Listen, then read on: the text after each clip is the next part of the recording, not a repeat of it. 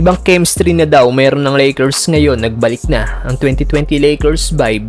Daming napabilib sa Lakers coach si JJ Redick matapos sumali ito sa practice ng Lakers.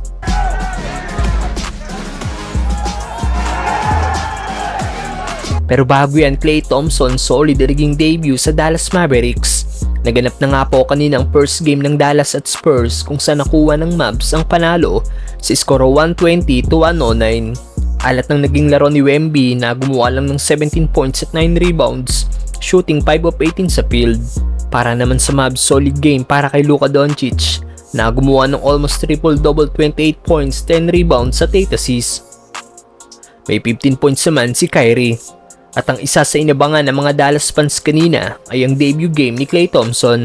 Nagtapos si Klay na may 22 points, 7 rebounds, 1 assist at 3 steals, shooting 6 of 10 sa 3-point area. Nagulat din si Klay nang malaman na nakagawa siya ng record bilang may most 3-point made in a Mavs debut. Set the Mavs record for most threes in a Mavs debut. It was incredible to watch. Here was, congratulations. Kung magtutuloy-tuloy ang ganitong laro ni Klay sa Dallas, posibleng makaabot ulit ang Dallas Mavericks sa NBA Finals. All day to fire!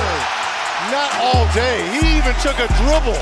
Samantalang Lakers, ibang chemistry na daw meron ngayon.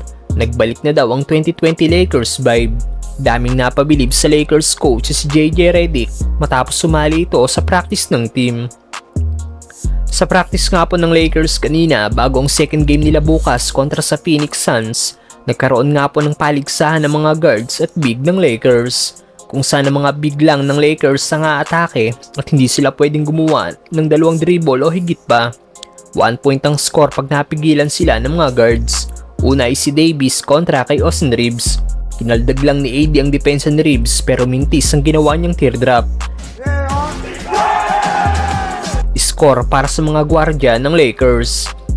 Kagad namang nabawi ni Davis ang puntos after niyang maipasok ang kanyang turnaround jumper na napatu small gesture pa. Sa laban naman nila Hayes at Dillon, nakapuntos kagad ang Lakers big man after ng kanyang spin move sabay floater. Pero sa second attempt, natawagan na ng offensive foul si Hayes, puntos para sa mga guard ng Lakers. Nang si LeBron laban kay Dalton Knecht, hindi nga po napigilan ng Lakers rookie si LBJ. Natawagan naman ng offensive din si Armel Traore kontra kay Olibari. Score ulit para sa mga guard ng Lakers.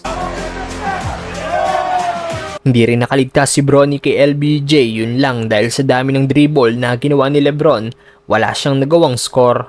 Maging ang Lakers coach si JJ Redick ay sumali din at siyang lumaban kay Jackson Hayes.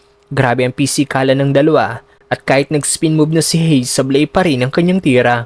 Panalo tuloy ang mga guard ng Lakers.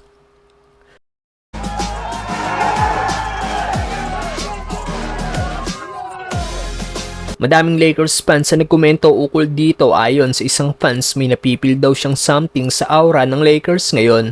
Na kahit same pa rin ang mga core player last season, pero ang aura at energy ng Lakers ay iba daw.